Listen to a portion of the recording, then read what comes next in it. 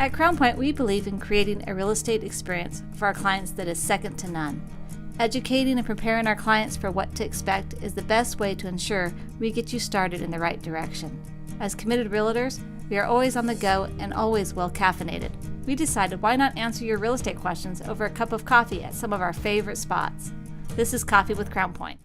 Welcome back to Coffee with Crown Point. I'm Gidget Graham Will Kahler, and I'm here with Will Kahler this morning. Hey guys. And today we're going to be talking about new homes and the options of purchasing a new home versus resale and what those things you consider during the new home purchase. Well, what do you think about new homes? Well, I think there are a lot of new homes here in Las Vegas right now, and everywhere you go, it seems that there are new home builds. In fact, we are at the highest level of new home builds since we were at the first quarter of 2008, and they are all spreading throughout the valley. I know in Inspirada, it's getting big, Cadence is getting big, and wait till you see what they have coming out in North Las Vegas. So there are plenty of new homes to choose from. I do know that. Well, we would think that with all the new construction that's going out there, that there'd be a lot of options out there. But one of the things that's happened with new home construction in this era versus the era of the early 2000s was the builders at that time were building out in front of the demand. So they would build a section of homes, 10, 15 homes at a time, called new home releases. And maybe a quarter of those would be sold at the time they started construction. So there was a lot of inventory available for buyers to come in and select from. Right. However, they learned a lesson from the 2000s, and so they're a lot more restrictive on what they build, and so now they call build to suit. So it's like your fast food order we were talking about. That's right. That's right. We're not going to cook it until you get here and actually order it.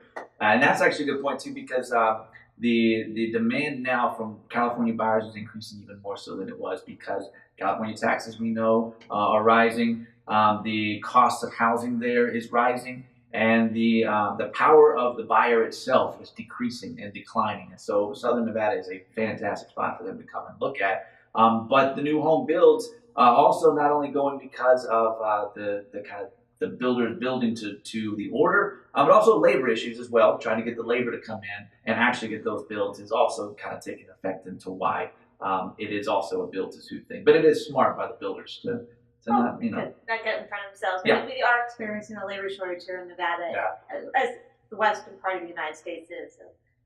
Well, with that, we always get asked a lot of questions about when comparing new homes to resale homes, and with this new craze of mid-century modern architectural style, will it last?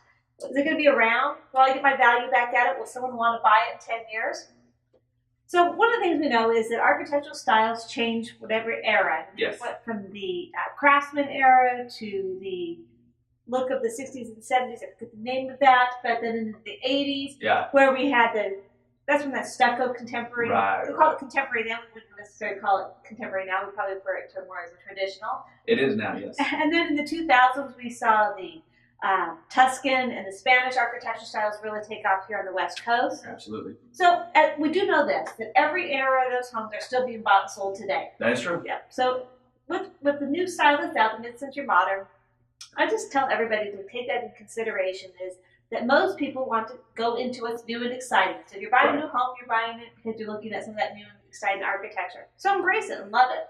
But be careful because you don't want to go to the extremes. Right. So if you go to those extremes, that's what's going to make sure that you're going to take some buyers out of the market at the end. So there's some things that architectural styles that are called more central. And those are the elements that I would say be careful of. If you go outside of the central and go to those real extreme venues, like for the stark white kitchens, that is something that many people might like. Right. But not all people like that. And so if you like it, put it in. Just know that when you go to sell, that might be restricting some buyers. So think about those way far out elements. Yeah, because you really are limiting your future buyer of your property to people that are thinking the same thing you are right now. And we all know that we each have, because a lot of the buys that when you're talking about homes built in the 70s and 60s, people that are going back to those they have a certain connection to that because of their past. And that's not everybody. And so that's just what we're kind of telling you to be aware of is you are decreasing who actually is going to be coming in as a future buyer.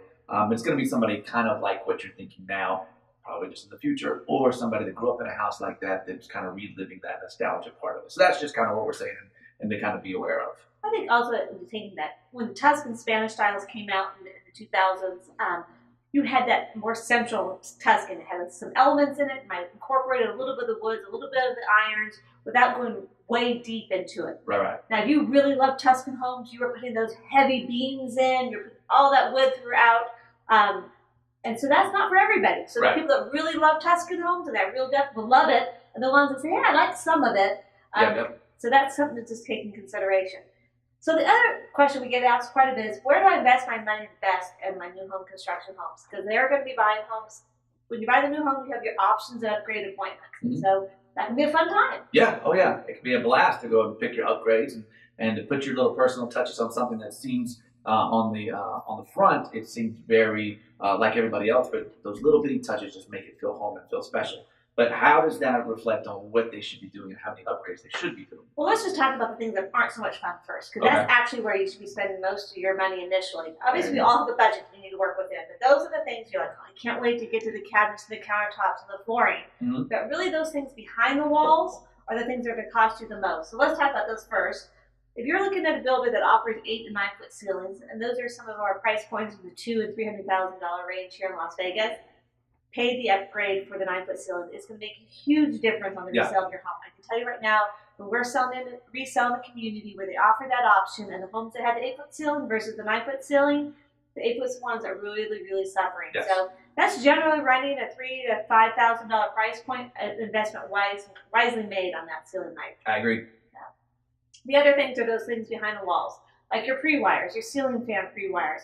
You don't want to be opening up ceilings for those. No. Your soft water loops, many of that's standard now. Your extra plumbing features, that's a costly item. So if your builder's offering a second sink or a tub shower option, you think you're going to do the shower later, that can be pretty pricey to tear that out and put it back in. So those are the areas I would focus on first. Yep, totally agree. Then you move on to those fun areas. Yeah, and absolutely. And that's where you can get the kind of the bigs. But just make sure that you are, as you're looking, you are addressing the things that don't seem important, like you said, but they are really important. So don't forget that in terms of as you do pick out your upgrades here and there and where to put your money down. One of the easiest things to change out in your home later is your flooring. So if you have a tight budget, if you're going through that, the area that I would say hold back on and you can save to reinvest later, it would be on the flooring. So that would be your last option. Go ahead and put in the cabinets, then the countertops, and then the flooring would be, if you had to cut back, that's where I would hold back at. Perfect. That's great. Thank you for joining us. We look forward to seeing you next week with Coffee with Crown Point. Take care, guys. Do you have a question that you'd like to have answered? Feel free to submit a comment below, send us a message, or give us a call, and we will feature it in an upcoming episode.